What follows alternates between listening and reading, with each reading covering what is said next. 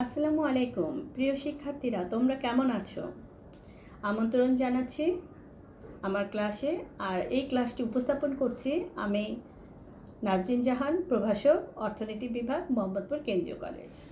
প্রিয় শিক্ষার্থীরা, তোমরা নিশ্চয়ই ভালো আছো।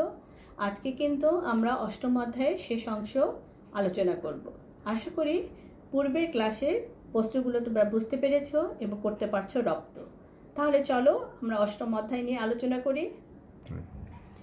প্রিয় আমার তৃতীয় বর্ষের অর্থনীতি তৃতীয় বর্ষের শিক্ষার্থীরা, এর পূর্বে আমি কিন্তু অষ্টম অধ্যায়ের উপর আলোকপাত করেছি এবং আমরা কৃষি পণ্যের বাজার ব্যবস্থার ত্রুটিসমূহ পর্যন্ত আলোচনা করছি। এই কারণেই যে আমরা কৃষি পণ্যের বাজার ব্যবস্থার ত্রুটিসমূহ আমরা এই দেখো কৃষি বিপণনের সমস্যা বলে আলোচনা করেছি। তারপরেও আজকে আমি তোমাদের পয়েন্টগুলো আবার আলোকপাত করে নিয়ে আমরা অষ্টম অধ্যায়ের ধারাবাহিকতা হিসাবে প্রশ্নগুলো সমাধান করার চেষ্টা করব। তাহলে কৃষি বাজার ব্যবস্থা আমাদের দেখো এখানে কী রয়েছে, কৃষি পণ্যের বাজার ব্যবস্থার ত্রুটিসমূহ আলোচনা করো এবং এগুলোর প্রতিকার কী। আমরা প্রথম ক্লাসে কৃষি বিপণনের সমস্যা বলেছিলাম যে কৃষি বাজার ব্যবস্থার ত্রুটিসমূহের উত্তর একই হবে। তারপরেও আমি ধারাবাহিকতা বজায় রাখার জন্য এটাকে একটু রিপিট করছি। আমাদের ত্রুটিসমূহগুলো কী ছিল? পণ্য ধরে রাখার ক্ষমতা কম, ত্রুটিপূর্ণ ওজন ব্যবস্থা, গুদাম ঘরের স্বল্পতা, অনুন্নত পরিবহন ও যাতায়াত ব্যবস্থা, মধ্যস্থ কারবারির প্রভাব, পণ্যমূল্যে অনিয়ন্ত্রিত, কৃষকগণ বিক্রেতা হিসাবে অসংগঠিত, সংগঠিত বাজারের অভাব, বাজার সম্পর্কে অজ্ঞতা, পণ্য মান নির্ধারিত হয় না, মজুতদার ও চোরা কারবারির প্রভাব, ঋণের স্বল্পতা, প্রতিযোগিতার অভাব, সরকারের ভ্রান্ত নীতি, গুদামের অভাব, শিক্ষা ও জ্ঞানের অভাব।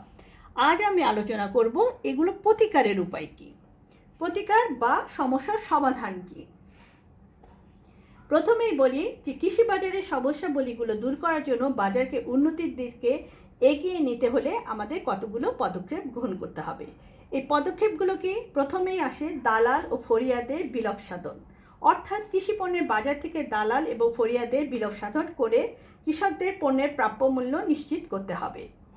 এরপরে আসি পরিবহন ও যাতায়াত ব্যবস্থার উন্নতি।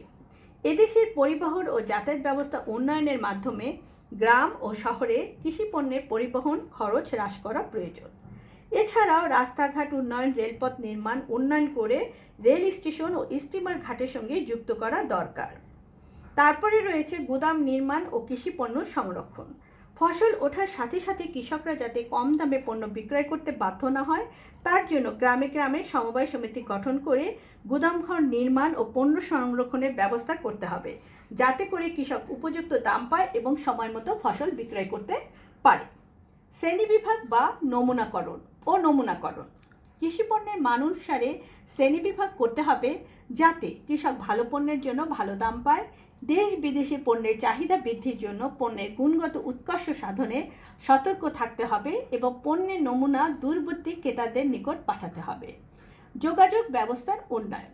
কৃষি পণ্যের স্থানীয়, আঞ্চলিক, দেশীয় ও বিদেশি বাজার সম্বন্ধে কৃষকদেরকে অবহিত করার জন্য সরকারি উদ্যোগে উপযুক্ত ব্যবস্থা তথা রেডিও, টিভি ও কৃষি বিভাগের মাধ্যমে হালনাগাদ যে তথ্যাদি রয়েছে তা নিয়মিত প্রচার করতে হবে। বাজার নিয়ন্ত্রণ। বিভিন্ন বাজারে কৃষকদের নিকটে যাতে কেউ আড়তদার বা পাল্লাদারি, বিভিন্ন চাঁদা এইসব অজুহাতে অর্থ আদায় করতে না পারে, সেজন্য কৃষি বিভাগের কর্মচারীদের তদারকিতে গ্রামাঞ্চলের বাজারগুলোকে সুষ্ঠুভাবে নিয়ন্ত্রণ করতে হবে। সরকারি হস্তক্ষেপ হ্রাস, অর্থাৎ কৃষক যাতে তাদের পণ্যের ন্যায্য মূল্য পেতে পারে সেদিকে লক্ষ্য রেখে অযথা সরকারি হস্তক্ষেপ হ্রাস করা প্রয়োজন। কৃষি ঋণ। আর্থিক অনটনের জন্য কৃষক যাতে ফসলের মৌসুমে সস্তায় পণ্য বিক্রি করতে না পারে তার জন্য সরকারকে উপযুক্ত কৃষি ঋণের ব্যবস্থা করতে হবে। সর্বনিম্ন মূল্য ধার্যকরণ, অর্থাৎ সরকার কৃষি পণ্যের যুক্তিসঙ্গত সর্বনিম্ন মূল্য ধার্য করা উচিত। কেউ নির্ধারিত মূল্যের কম দামে জিনিস ক্রয় করলে তাদের কঠোর শাস্তির ব্যবস্থা করতে হবে। ক্রয় এজেন্সি। ন্যায্য মূল্যে কৃষকদের নিকট থেকে পণ্য ক্রয় করার উদ্দেশ্যে সরকারকে ক্রয় এজেন্সি গঠন করতে হবে। সমবায় বাজার গঠন, অর্থাৎ সমবায় সমিতি গঠনের মাধ্যমে বাজারে কৃষকদের অবস্থান শক্তিশালী করা দরকার। এতে কৃষক দর কষাকষির শক্তি অর্জন করতে পারে। আন্তর্জাতিক বাজারের সাথে সম্পর্ক স্থাপন। দেশে কৃষি বাজার উন্নয়নের জন্য দেশীয় ও আন্তর্জাতিক বাজারের মধ্যে নিবিড় সম্পর্ক স্থাপন করা জরুরি। ওজনের ব্যবস্থা। দেশের সর্বত্র কৃষি পণ্যের একই ওজন ও পরিমাপের ব্যবস্থা থাকলে কৃষকরা প্রতারিত হওয়ার সম্ভাবনা থাকে না। সহজ শর্তে ঋণদানের ব্যবস্থা, অর্থাৎ ফসলের মৌসুমে কৃষকদেরকে সহজ শর্তে কম সুদে এবং জামানতবিহীনভাবে যদি ঋণের ব্যবস্থা করা যায় তাহলে উপকৃত হবে বা সমস্যার সমাধান হবে। আইনানুগ ব্যবস্থা, পণ্যের বাজার যাতে অস্থিতিশীল না হয় তার জন্য মজুতদারি, চোরা কারবারি ও কৃত্রিম বাজার সৃষ্টিকারীদের বিরুদ্ধে আইন অনুযায়ী ব্যবস্থা গ্রহণ করতে হবে। আর শেষ হচ্ছে কর্মমুক্ত সুবিধা, অর্থাৎ কৃষি পণ্য রপ্তানিকারকদের শুল্কমুক্ত ও করমুক্ত সুবিধা দিয়ে রপ্তানি বৃদ্ধির উদ্যোগ সরকারকে নিতে হবে। অর্থাৎ কৃষি বাজারে বিরাজমান যে সমস্যাগুলো বা ত্রুটিসমূহ রয়েছে এগুলো প্রতিকারের উপায়গুলোকে আমি আবারও বলছি যে দালাল ও ফরিয়াদের বিলোপ সাধন করতে হবে, পরিবহন ও যোগাযোগ ব্যবস্থার উন্নতি, গোদাম নির্মাণ ও কৃষি পণ্য সংরক্ষণ, শ্রেণী বিভাগ ও নমুনাকরণ, যোগাযোগ ব্যবস্থার উন্নয়ন, বাজার নিয়ন্ত্রণ, সরকারি হস্তক্ষেপ হ্রাস, কৃষি ঋণ সর্বনিম্ন মূল্য ধার্যকরণ, ক্রয় এজেন্সি, সমবায় বাজার গঠন, আন্তর্জাতিক বাজারের সাথে সম্পর্ক স্থাপন, ওজনের ব্যবস্থা, সহজ শর্তে ঋণদান প্রদান করা, আইন অনুযায়ী ব্যবস্থা এবং করমুক্ত সুবিধা।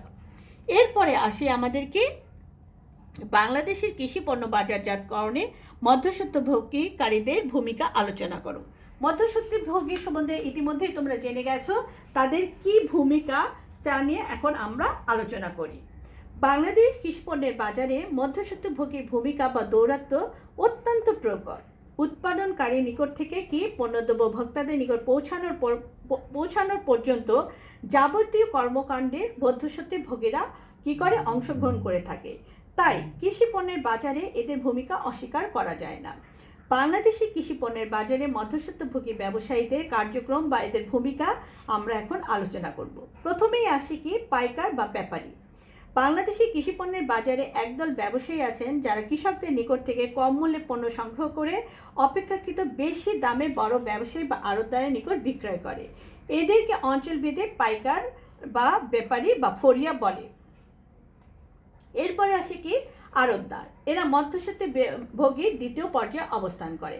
আড়তদারগণ কি করেন? ব্যাপারী বা পাইকার থেকে পণ্যদ্রব্য ক্রয় করে পণ্যের শ্রেণী বিভাগ ও নমুনাকরণের মাধ্যমে বিভিন্ন শহরে, স্থান এবং প্রতিষ্ঠানে সরবরাহ করে। বড় হাট বাজারে এরূপ আড়তদারদের অস্তিত্ব লক্ষ্য করা যায়। যেমন ধরো কি চালকদের মালিক, পাটকলের মালিক, এই সমস্তকেই বলা হচ্ছে কি আড়তদার। এরপরে আসি দালাল। এই ধরনের ব্যবসায়ীগণ সরাসরি পণ্য ক্রয় বিক্রয়ের সাথে জড়িত থাকে না। তারা কি করে? ক্রেতা ও বিক্রেতার মধ্যে কমিশনের মাধ্যমে যোগসূত্র স্থাপন করে। এদেরকে দালাল বলা হয় অথবা কমিশন এজেন্টও বলা হয়ে থাকে। এরপরে কি খুচরা ব্যবসায়ী। এরা মধ্যস্বত্বভোগীর সর্বশেষ স্তর। এরা আড়তদার থেকে পণ্য ক্রয় করে ভোক্তা সাধারণ নিকট বিক্রয় করে। নিত্য প্রয়োজনীয় দ্রব্যাদি যেমন মাছ, তরকারি, ডিম, সবজি, এই সমস্ত কৃষি পণ্যের বাজারজাতকরণে খুচরা ব্যবসায়ীগণ গুরুত্বপূর্ণ ভূমিকা পালন করে। খুচরা ব্যবসায়ী নিজস্ব দোকানে বসে পণ্য সামগ্রী বিক্রয় করে, আবার ফেরি করেও বিভিন্ন পাড়ায় মহল্লায় পণ্যদ্রব্য করে বিক্রয়। এরপরে আসে রপ্তানিকারক। রপ্তানিকারকগণ বিভিন্ন এজেন্সি, দালাল ও আড়তদারের নিকট থেকে পণ্য ক্রয় করে এবং পণ্যের শ্রেণীকরণ ও নমুনাকরণ সহ ভালোভাবে প্যাকেট করে বিদেশের বাজারে করে রপ্তানি।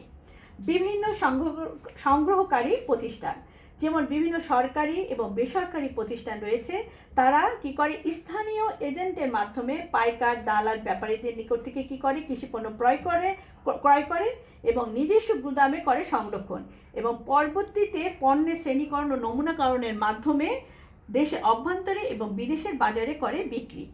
সাহায্যকারী বিভিন্ন প্রতিষ্ঠান, যে সমস্ত প্রতিষ্ঠান সরাসরি কৃষিপণ্য ক্রয় বিক্রয়ে জড়িত নয় কিন্তু ঋণ সুবিধা দিয়ে আর্থিক সহায়তা দিয়ে থাকে তাদেরকে সাহায্যকারী প্রতিষ্ঠান বলে, যেমন ব্যাংক, বীমা, এই সমস্ত কারণে। তাহলে আমরা কি বলতে পারছি যে কৃষি বাজারে জড়িত বিভিন্ন পর্যায়ে মধ্যস্বত্বভোগীদের বিবরণ কে? পাইকারি বা ব্যাপারী, আড়তদার, দালাল, খুচরা ব্যবসায়ী, রপ্তানিকারক, বিভিন্ন সংগ্রহকারী প্রতিষ্ঠান, সাহায্যকারী বিভিন্ন প্রতিষ্ঠান। বাংলাদেশে কৃষি পণ্যের বাজারে এই সমস্ত মধ্যস্বত্বভোগীদের ভূমিকা খুবই গুরুত্বপূর্ণ।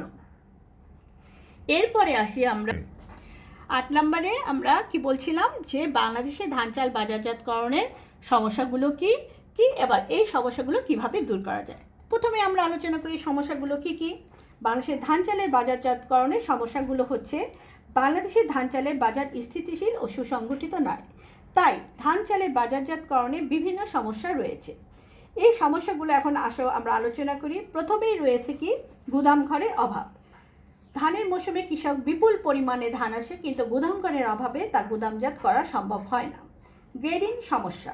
বাংলাদেশের গ্রামাঞ্চলে অনেক জাতের ধান চাষ করা হয়, সাধারণ কৃষক এসব ধানের গ্রেডিং করতে জানে না। চালকলের পর্যাপ্ততা। স্থানীয় বাজার কিংবা গ্রামে এখনও পর্যাপ্ত পরিমাণে চালকল প্রতিষ্ঠা করা হয়নি, ফলে কৃষক বাধ্য হয়ে পাইকার বা ব্যাপারীর নিকট কম দামে ধান বিক্রি করতে বাধ্য হয়। সিন্ডিকেটের অভাব। মধ্যস্বত্বভোগী কর্তৃক গঠিত সিন্ডিকেটের কারণে কৃষক ধানের ন্যায্য মূল্য পায় না। অপরদিকে কৃত্রিম সংকট সৃষ্টি করে তারা বেশি দামে ভোক্তা নিকট চাল বিক্রয় করে। বিক্রয় মূল্যে বেশি, কৃষকের নিকট থেকে ধান চাল ভোক্তা নিকট পৌঁছাতে অনেক হাত বদল হয়, ফলে বিক্রয় ব্যয় অনেক গুণ বৃদ্ধি পায়। যোগাযোগ ও পরিবহন ব্যবস্থার দুর্বলতা। যোগাযোগের অভাবে কৃষক জানে না কোথায় কোন বাজারে অধিক দামে ধান চাল বিক্রয় করা হয়। আবার পরিবহনের দুর্বলতার কারণেও ধান চাল দূরবর্তী বাজারে নেওয়া সম্ভব হয় না। দারিদ্রতার কারণে ক্ষুদ্র, মাঝারি এবং প্রান্তিক কৃষকগণ ঋণের দায়ে অনেক সময় নিজেদের প্রয়োজনীয় ধান চাল কম দামে মহাজনের নিকট বিক্রয় করতে বাধ্য হয়। দামের ওঠানামা। ফসল কাটার মৌসুমে ধান চালের দাম কমে, আবার মৌসুম শেষে দাম বৃদ্ধি পায়। এতে মূলত কৃষকরাই হয় ক্ষতিগ্রস্ত। ঋণের অপর্যাপ্ততা। বাংলাদেশে এখনও ক্ষুদ্র, মাঝারি এবং প্রান্তিক কৃষকদের নিকট প্রাতিষ্ঠানিক ঋণ সুবিধা পৌঁছায় দেয়, ফলে তারা স্থানীয় মহাজনদের নিকট থেকে অগ্রিম দাদন গ্রহণ করে, এতে তারা হয় ক্ষতিগ্রস্ত। সরকারি ক্রয় কেন্দ্রের অভাব। সরকারিভাবে ধান চাল সংগ্রহের জন্য গ্রামাঞ্চলে পর্যাপ্ত পরিমাণে ক্রয় কেন্দ্র স্থাপন করা হয়নি। তাছাড়া ক্রয় কেন্দ্রে যাওয়া আসার সমস্যা, পরিবহন ব্যয়, সময়ের অপচয়, অজ্ঞতা, এইসব কারণে কৃষক ক্রয় কেন্দ্রে ধান চাল বিক্রয় করতে উৎসাহ পায় না। তাহলে আমাদের দেখো বাংলাদেশের ধান চাল বাজারজাতকরণের সমস্যাগুলো কি কি। সমস্যাগুলোকে আবারও আমি তোমাদের জানাচ্ছি যে গুদাম ঘরের অভাব রয়েছে, গ্রেডিং সমস্যা, চালকলের অপর্যাপ্ততা, সিন্ডিকেটের প্রভাব, বিক্রয় মূল্য বেশি, যোগাযোগ ও পরিবহন ব্যবস্থার দুর্বলতা, দারিদ্রতা, দামের ওঠানামা, ঋণের অপর্যাপ্ততা, সরকারি ক্রয় কেন্দ্রের অভাব। অর্থাৎ বাংলাদেশের ধান চালের বাজারে সমস্যার শেষ নাই। স্থানীয় ব্যাপারী, টাউট ক্রয় কেন্দ্রের কর্মচারীদের অসহযোগিতা, ওজনে কম ধরা, সময়মতো মূল্য পরিশোধ না করা, ধান নিয়ে গেলে অহেতুক দেরি করা ইত্যাদি সমস্যায় জর্জরিত ধান চালের আমাদের বাজার। এখন আমরা আসি, এই যেহেতু সমস্যাগুলো বললাম, এই সমস্যাগুলো আমরা কিভাবে দূর করতে পারি। আসলে মূলত সমস্যাগুলো সমাধান করলেই কিন্তু সমস্যাগুলো দূর করা যায়। তারপরেও চলো আমরা আলোচনা করি। যেমন প্রথমেই আসবে কি, গুদাম নির্মাণ বা গুদাম তৈরি করা বা স্থাপন করা। ধান চাল গুদামজাত করার জন্য ফসল কাটার মৌসুমে গ্রামাঞ্চলে আধুনিক ও প্রযুক্তি নির্ভর গুদাম নির্মাণ প্রয়োজন হয়। মধ্যস্বত্বভোগী নিয়ন্ত্রণ। মধ্যস্বত্বভোগীরা যাতে সিন্ডিকেট গঠন করতে না পারে এবং কৃত্রিম সংকটের মাধ্যমে পণ্যমূল্য বৃদ্ধি করতে না পারে, তার জন্য প্রয়োজনীয় ব্যবস্থা গ্রহণ করতে হবে। ঋণ সুবিধা প্রদান। ক্ষুদ্র, মাঝারি এবং প্রান্তিক চাষিদের প্রয়োজন অনুযায়ী ঋণের সুবিধা দিতে হবে। কৃষি শিক্ষার বিস্তার, অর্থাৎ কৃষি শিক্ষার বিস্তার ঘটিয়ে কৃষকদের বাজারজাতকরণ সম্পর্কে সচেতন করতে হবে এবং প্রশিক্ষণের মাধ্যমে ধান চালের শ্রেণীকরণ ও নমুনাকরণে দক্ষ করে তুলতে হবে। চালকল স্থাপন। গ্রামাঞ্চলে বেশি চালকল স্থাপন করা গেলে কৃষক সরাসরি ধান চাল করে বিক্রয় করতে পারবে এবং মধ্যস্বত্বভোগীদের দৌরত্ব থেকে রক্ষা পাবে। সর্বনিম্ন মূল্য নির্ধারণ। কৃষকদের স্বার্থে সরকার ধান চালের সর্বনিম্ন দাম নির্ধারণ করে দিতে পারে, এতে দালালের দৌরত্ব অনেকাংশে হ্রাস পাবে। সমবায় সমিতি গঠন। ধান উৎপাদনকারী কৃষকগণ সমবায় সমিতি গঠনের মাধ্যমে তাদের অবস্থান শক্তিশালী করতে পারে। আন্তর্জাতিক বাজার সৃষ্টি, অর্থাৎ উন্নত ভালো জাতের চিকন চাল বিদেশে রপ্তানি করার জন্য দূতাবাসের মাধ্যমে বাজার সৃষ্টির ব্যবস্থা নিতে হবে। সরকারি ক্রয় কেন্দ্র স্থাপন। প্রতিটি গ্রামে একটি করে সরকারি ক্রয় কেন্দ্র স্থাপন করে দালালদের হাত থেকে কৃষকদের রক্ষা করতে হবে। যোগাযোগ ও পরিবহন ব্যবস্থার উন্নয়ন। ধান চালের বাজারজাতকরণের ব্যয় কমানোর জন্য যোগাযোগ ও পরিবহন ব্যবস্থার উন্নয়ন ঘটাতে হবে। ব্যবসায়ী সিন্ডিকেট নিয়ন্ত্রণ। কঠোর আইন প্রণয়ন এবং প্রয়োগের মাধ্যমে অসাধু ব্যবসায়ী সিন্ডিকেট ভাঙতে হবে। বাজার চালের কৃত্রিম সংকট ও বা মূল্যবৃদ্ধিকে কঠোরভাবে করতে হবে দমন। ক্রয়কেন্দ্রে দুর্নীতি বন্ধকরণ, অর্থাৎ ক্রয়কেন্দ্রে অযথা সময় নষ্ট করা, ওজনে কারচুপি করা, নগদ অর্থের দাম পরিশোধ না করা, এই সমস্ত নানা উপায়ে কৃষকদের যাতে হয়রানি করতে না পারে সেজন্য দুর্নীতি বিরোধী কঠোর আইনের প্রয়োগ করা প্রয়োজন। শেষে হচ্ছে বিক্রয় ব্যয় কমানো, অর্থাৎ স্থানীয় বা দূরবর্তী বাজারে ধান বিক্রি করতে গেলে কৃষকদের টোল, খাজনা, ইজারা কর এই ধরনের নানা ধরনের ব্যয় বহন করতে হয়, এগুলো বন্ধ করতে হবে। অর্থাৎ এই সমস্যার সমাধানগুলো, যে সমস্যা রয়েছে আমাদের বাংলাদেশে ধান চাল বাজারজাতকরণের সমস্যাগুলো, এই সমস্যাগুলো সমাধান করলে পারেই আমাদের সমস্যা দূরীভূত হবে। তো সমস্যার সমাধানগুলো আবারও বলছি: গুদাম নির্মাণ, মধ্যস্বত্বভোগী নিয়ন্ত্রণ, ঋণ সুবিধা প্রদান, কৃষি শিক্ষা বিস্তার, চালকল স্থাপন, সর্বনিম্ন মূল্য নির্ধারণ, সমবায় সমিতি গঠন, আন্তর্জাতিক বাজার সৃষ্টি, সরকারি ক্রয়কেন্দ্র স্থাপন, যোগাযোগ পরিবহন ব্যবস্থার উন্নয়ন, ব্যবসায়ী সিন্ডিকেট নিয়ন্ত্রণ, ক্রয়কেন্দ্রে দুর্নীতি বন্ধকরণ এবং শেষে বিক্রয় ব্যয় কমানো। এরপরে আসি আমাদের শেষ কোশ্চেন: বাংলাদেশ পাট বাজারজাতকরণের সমস্যাসমূহ কি, এই সমস্যার সমাধান কি হতে পারে। তাহলে আমরা সমস্যা নিয়ে প্রথমে আলোচনা করি। সমস্যাগুলো হচ্ছে যে পাট বাংলাদেশের বৈদেশিক মুদ্রা অর্জনের জন্য প্রধান অবলম্বন। কারণ এই গোল্ডেন ফিবার নামে আমরা কিন্তু রচনায় পড়েছি বা আমরা এই বিষয়ে, অর্থাৎ গোল্ডেন ফাইবার অফ বাংলাদেশ কি, জুট। তাহলে এটা আমরা আগেও জানি, কিন্তু আমাদের পাট বিক্রয় ব্যবস্থা সুগঠিত ও সুসংহত না। পাট বিক্রয়ের ক্ষেত্রে আমাদের অনেকগুলো সমস্যা বা অসুবিধা লক্ষ্য করা যায়। এই অসুবিধা বা সমস্যাগুলো কি কি? প্রথমেই বলি অগ্রিম বিক্রয়। অনেক সময় এদেশে দরিদ্র পাট চাষি অগ্রিম পাট বিক্রয় করতে বাধ্য হয়। এই সুযোগে মহাজন ও ব্যাপারীরা বাজার মূল্যের চেয়ে অনেক কম দামে কৃষকদের নিকট থেকে পাট ক্রয় করে। এতে কৃষকরা দারুণভাবে ক্ষতিগ্রস্ত হয়। অনুন্নত পরিবহন ব্যবস্থা।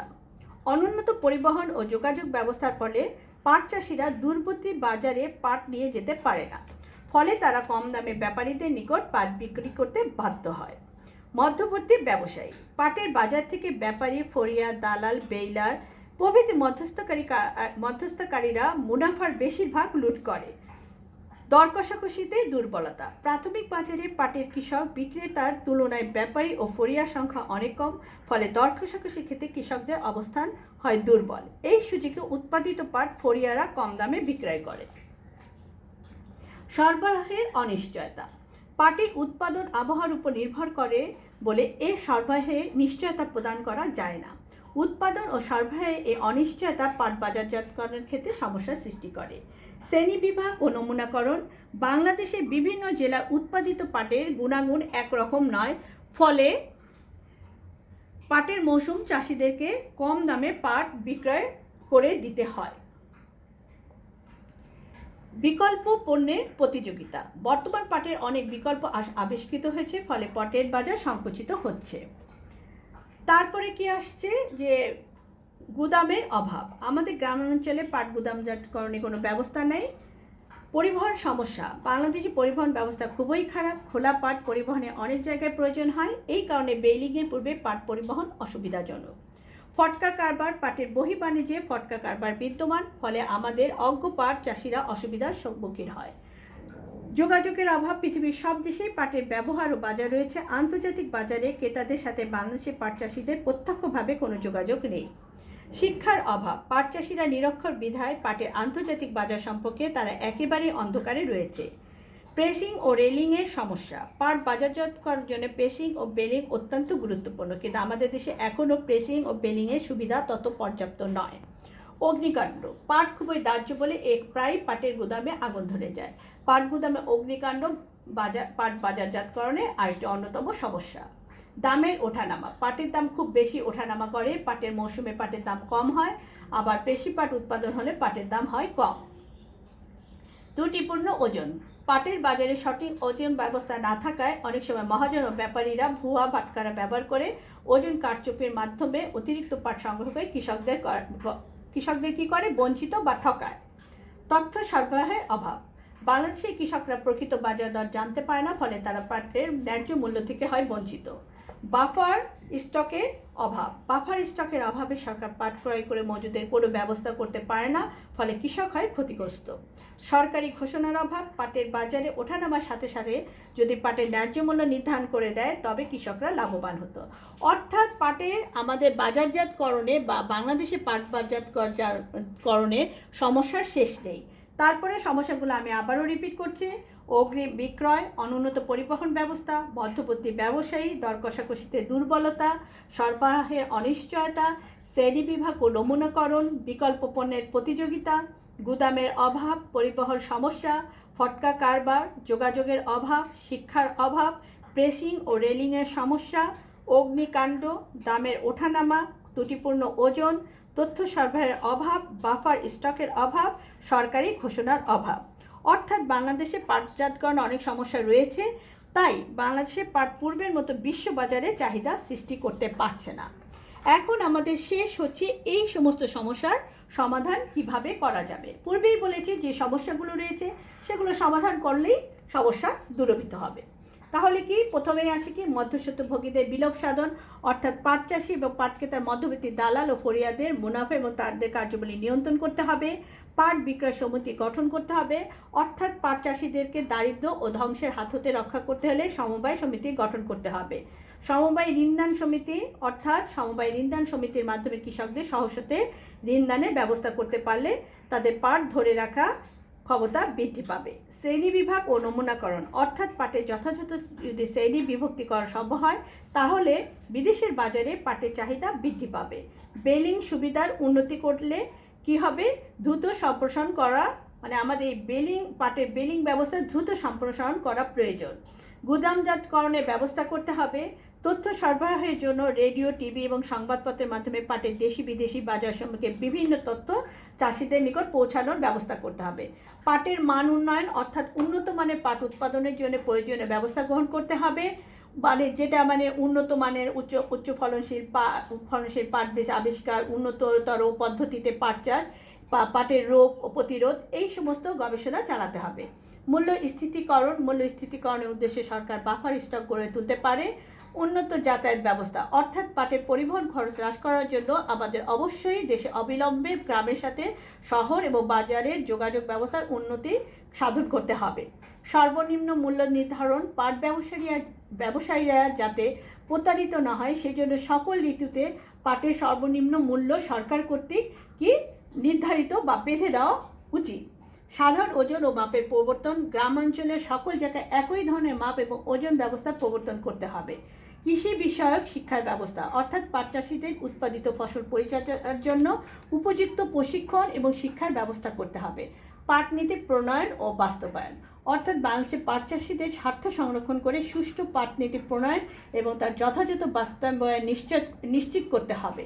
অর্থাৎ এই সমস্যার সমাধানগুলোকে কি, যে আবারও বলছি, মধ্যস্বত্বভোগীদের বিলোপ সাধন করতে হবে, পাট বিক্রয় সমবায় সমিতি গড়ে তুলতে হবে, সমবায় ঋণদান সমিতি গড়ে তুলতে হবে, শ্রেণী বিভাগ ও নমুনাকরণ, বেলিং সুবিধার উন্নতি করতে হবে, গুদামজাতকরণের ব্যবস্থা করতে হবে, তথ্য সরবরাহের ব্যবস্থা করতে হবে, পাটের মান উন্নয়ন করতে হবে, মূল্য স্থিতিকরণ করতে হবে, উন্নত যাতায়াত ব্যবস্থা করতে হবে, সর্বনিম্ন মূল্য নির্ধারণ করতে হবে, সাধারণ ওজন ও মাপের প্রবর্তন, কৃষি বিষয়ক শিক্ষার ব্যবস্থা ও পাট নীতি প্রণয়ন ও বাস্তবায়ন করতে হবে। তাই বলা হচ্ছে যে এই ব্যবস্থাগুলো যদি আমরা গ্রহণ করতে পারি তাহলে অবশ্যই পাট ব্যবসায় জটিলতার অবসান ঘটবে এবং পাট চাষিগণ পাটের ন্যায্য মূল্য পেয়ে অধিক উৎপাদনে হবে কি উৎসাহিত, আর আমাদের দেশ হবে সমৃদ্ধ। তাহলে প্রিয় শিক্ষার্থীরা, আমরা অষ্টম অধ্যায়ের প্রতিটা প্রশ্ন দুটা ক্লাসে আমরা বিশদভাবে আলোচনা করলাম এবং আশা করি তোমাদের অষ্টম অধ্যায় নিয়ে কোনো সমস্যা থাকবে না।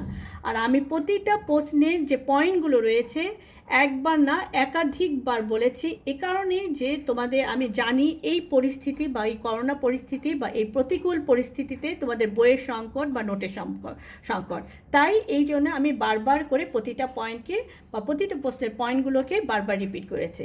আশা করি তোমরা অষ্টম অধ্যায় নিয়ে তোমাদের কোনো সমস্যা থাকবে না। পরবর্তী ক্লাসে দেখার আমন্ত্রণ জানিয়ে আজকের ক্লাস আমি এখানেই শেষ করছি। তোমরা সুস্থ থাকবে, ভালো থাকবে, নিরাপদে থাকবে আর থাকবে অবশ্যই ঘরে। ধন্যবাদ।